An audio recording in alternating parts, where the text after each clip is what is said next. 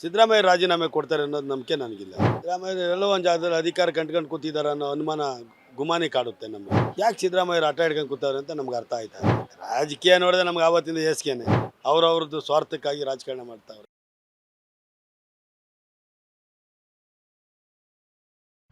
CM ಸಿದ್ದರಾಮಯ್ಯನವರು ರಾಜೀನಾಮೆ ಕೊಡುವ ಸಾಧ್ಯತೆ ಜಾಸ್ತಿನೇ ಕಾಣಿಸ್ತಿದೆ. ಅಂದರೆ ಇವಾಗ ನಾವು ನೋಡ್ತಿರ್ಬೋದು, ಬುಡಾಗಣದಲ್ಲಿ ಒಂದಲ್ಲ ಒಂದು ಅಪ್ಡೇಟ್ಸ್ ಆಗ್ತಾನೆ ಇದೆ.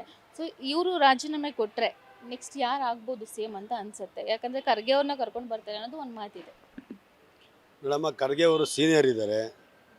ಆ ಸಮಾಜದಿಂದ ಇದುವರೆಗೂ ರಾಜ್ಯದಲ್ಲಿ ಯಾರು ಮುಖ್ಯಮಂತ್ರಿ ಆಗಿಲ್ಲ ಅಂತ ಹೇಳ್ಬಿಟ್ಟು ಒಂದು ಕೂಗಿದೆ, ದಲಿತ ಮುಖ್ಯಮಂತ್ರಿ ಅನ್ನೋ ಕೂಗು. ಆದರೆ ನಮಗೇನು ತೊಂದರೆ ಇಲ್ಲ, ಖರ್ಗೆ ಅವರು ಮುಖ್ಯಮಂತ್ರಿ ಆದರೂ ಪರವಾಗಿಲ್ಲ. ಸಿದ್ದರಾಮಯ್ಯವರು ಇಳಿಯೋ ಸಾಧ್ಯತೆ ಕಮ್ಮಿ ನಮಗೆ ಗೊತ್ತಿದ್ದಂಗೆ. ಯಾಕಂದರೆ ಇಳಿಯಂಗಿದ್ರೆ ಅವಾಗೆ ನೈತಿಕ ಹೊಣೆ ಹೊತ್ತಿ ಆವಲ್ಲಿ ರಾಜೀನಾಮೆ ಕೊಟ್ಟು ಬಿಸಾಕಿ ಕೋರ್ಟ್ಗೆ ಹೋಗೋಂಥ ಅವಶ್ಯಕತೆ ಇರಲಿಲ್ಲ.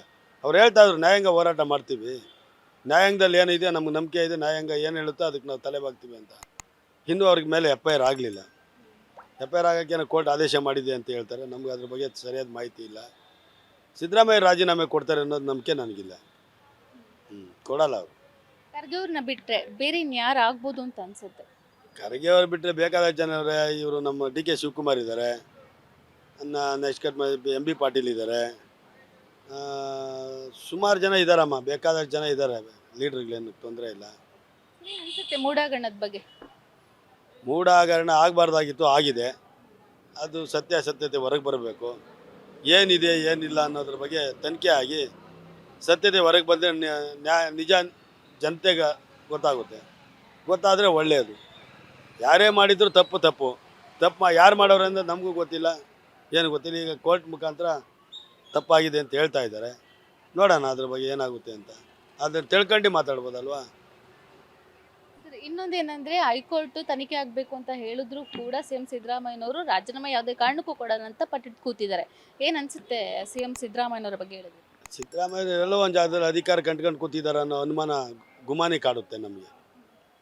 ಅಧಿಕಾರ ಶಾಶ್ವತ ಅಲ್ಲ, ಒಳ್ಳೆತನ. ಅವ್ರಿಗೆ ದೊಡ್ಡ ಮಟ್ಟದ ಗೌರವ ಇದೆ. ಸಿದ್ದರಾಮಯ್ಯವ್ರಿಗೆ ಆದಂಥ 2ನೇ ಸರಿ ಮುಖ್ಯಮಂತ್ರಿ ಆಗಿದ್ದರು. ಆದರೆ ಕಾಂಗ್ರೆಸ್ಸಲ್ಲಿ 2 ಸರಿ ಮುಖ್ಯಮಂತ್ರಿಯಾಗಿ ಅವಧಿ ಪೂರ್ಣ ಮಾಡೋದು ಅಷ್ಟೊಂದು ಸುಲಭವಾದ ಮಾತಲ್ಲ. ಇವರು ಅವಧಿ ಪೂರ್ಣ ಮಾಡಿದ್ದ ಮುಖ್ಯಮಂತ್ರಿ ಆಗಿ ಮತ್ತೆ ಇದು ಮಾಡಿ ಮತ್ತೆ ಹಗರಣ ಬಂದಾಗ ಇದನ್ನ ನೋಡಿ, ನಾನು ಶುದ್ಧ ಹಸ್ತನಾಗಿ ಬಂದಾಗ ನನಗೆ ಮತ್ತೆ ಅಧಿಕಾರ ಕೊಡಿ ಅಂತ ಕೇಳಿ ರಾಜೀನಾಮೆ ಕೊಟ್ಟರೆ ಅವ್ರ ಗೌರವ ಇನ್ನೂ ಹೆಚ್ಚುತ್ತೆ. ಇವರು ಇರೋ ಮಟ್ಟದಲ್ಲಿ ದೊಡ್ಡ ಮಟ್ಟಕ್ಕೆ ಹೋಗ್ತಾರೆ ಸಿದ್ದರಾಮಯ್ಯರು. ಆ ಒಂದು ಮಟ್ಟಕ್ಕೆ ಸಿದ್ದರಾಮಯ್ಯ ಬೆಳೀತಾರೆ ಅನ್ನೋ ನಂಬಿಕೆ ನಮಗಿದೆ. ಯಾಕೆ ಸಿದ್ದರಾಮಯ್ಯರು ಆಟ ಹಿಡ್ಕೊಂಡು ಕೂತಾರೆ ಅಂತ ನಮ್ಗೆ ಅರ್ಥ ಆಯ್ತಾ ಇಲ್ಲ. ಸರ್, ಏನು ಅನ್ಸುತ್ತೆ ನಮ್ಮ ರಾಜ್ಯದ ರಾಜಕೀಯ ನೋಡ್ತಾ ಇದ್ರೆ? ರಾಜಕೀಯ ನೋಡಿದ್ರೆ ನಮ್ಗೆ ಆವತ್ತಿಂದ ಏಸ್ಕೇನೆ. ಇದೇನು ರಾಜ್ಯದ ರಾಜಕಾರಣ ಅಷ್ಟೊಂದು ಸುಭದ್ರವಾಗಿಲ್ಲ, ಶುದ್ಧವಾದ ರಾಜಕಾರಣ ಮಾಡ್ತಾ ಇಲ್ಲ. ಜನರ ನಾಡಿದ ಮಿಡಿತ ಅರ್ಥ ಮಾಡಲ್ಲ. ಅವ್ರವ್ರದ್ದು ಸ್ವಾರ್ಥಕ್ಕಾಗಿ ರಾಜಕಾರಣ ಮಾಡ್ತಾವ್ರೆ. ಎಲ್ಲ ಪಕ್ಷದಲ್ಲಿ ಸ್ವಾರ್ಥ. ಯಾರು ಜನರ ಸುಭಕ್ಷತೆ ಬಗ್ಗೆ ಯಾರು ಯೋಚನೆ ಮಾಡಲ್ಲ. ಅವ್ರ ಪಾರ್ಟಿ ಉಳಿಸ್ಕೊಬೇಕು, ನಮ್ಮ ಪಕ್ಷ ಕಟ್ಟಬೇಕು, ನಮ್ಮ ಪಕ್ಷಕ್ಕೆ ಫಂಡ್ ಬರಬೇಕು, ನಾನು ಅದು ಇದು ಮಾಡ್ಬೇಕು ಅನ್ನೋದೇ ಬಿಟ್ಟರೆ ಜನರ ಅನುಕೂಲ ಆಗಬೇಕು, ಜನಗಳ ನೋವು ಸ್ಪಂದಿಸಬೇಕು, ಜನಗಳ ಪರ ನಿಲ್ಲಬೇಕು, ವಿದ್ಯಾರ್ಥಿಗಳ ಪರ ನಿಲ್ಲಬೇಕು ಅನ್ನೋದು ಯಾರಲ್ಲೂ ನನಗೆ ಕಾಣ್ತಾ ಇಲ್ಲಮ್ಮ. ನನ್ನ ಮನಸ್ಸಿಗೆ ಯಾರನ್ನ ಪಡೆದಿದ್ರೆ ಏರ್ಲೈನ್ ಕೇಸ್ ಜನ ಯಾರಾದರೂ ಕಾಂಟ್ರಾಕ್ಟ್ರು ಅವರು ಇವರು ಇಂಥವ್ರು ದುಡ್ಡು ಮಾಡ್ಕೊಂಡವ್ರೆ ಬಿಟ್ಟರೆ ರಾಜಕಾರಣದಲ್ಲಿ ಯಾರಿಗೂ ಅವ್ರ ಹಕ್ಕು ಸಿಗ್ತಾ ಇಲ್ಲ. ಯಾರಿಗೆ ಸಿಕ್ಕಿದೆ? ಯಾವ ಸಮಾಜದವ್ರು ಸಿಕ್ಕಿದೆ ಹೇಳಿ? ಎಲ್ಲ ಸಮಾಜದ ಹಣನೂ ಗ್ಯಾರಂಟಿಗಳ ಮೇಲೆ ತಂದು ಹಾಕ್ತಾ ಇದ್ದಾರೆ. ಅವರು ಎಲ್ಲಿ ಸಿಗ್ತಾ ಇಲ್ಲ.